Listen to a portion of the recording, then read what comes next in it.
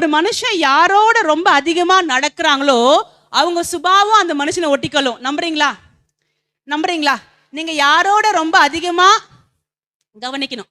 யாரோட ரொம்ப அதிகமா நடக்கிறீங்களோ அவங்க சுபாவம் உங்களை ஒட்டிக்கொள்ளும். இந்த வசனத்தை அதான் பார்த்தோம். கோபக்காரனுக்கும் உக்கிரமுள்ள மனுஷனுக்கும் அவன் கூட நீ டிராவல் பண்ணாத. ஏன்? அவன் கூட டிராவல் பண்ணா அவன் சுபாவம் உங்களை ஒட்டிக்கொள்ளும். அவன் வழியை நீ கத்துக்குவ அப்படின்னாரு. அப்ப துன்மார்க்கனோட டிராவல் பண்ணீங்கன்னா அவன் சுபாவத்தை நீங்க கத்துக்குவீங்க, அது உங்களுக்கு ஒட்டிக்கும். அதே போல தேவனோட நடந்தீங்கன்னா தேவனுடைய சுபாவம் உங்களை ஒட்டிக்கொள்ளும். தேவனுடைய சுபாவம் உங்களுக்குள்ள வரும். தேவனுடைய தன்மைகள் உங்களுக்குள்ள வரும். ஏனோக்கு தேவனோட சஞ்சரிக்க சஞ்சரிக்க சஞ்சரிக்க ஏனோக்கு லிட்ரலா சரீரபூர்வமா அவர் சரீரத்துல பரலோகத்துக்கு உண்டான மேனியை தரித்து கொண்டு அவர் பரலோகத்துக்கு போகிறத நீங்க பார்க்க முடிகிறது. எப்படி ஏனோக்குள்ள இப்படி ஒரு மாற்றம்? அந்த அளவுக்கு அதிகமா அவர் என்ன பண்ணாரு? தேவனோட சஞ்சரித்தாரு.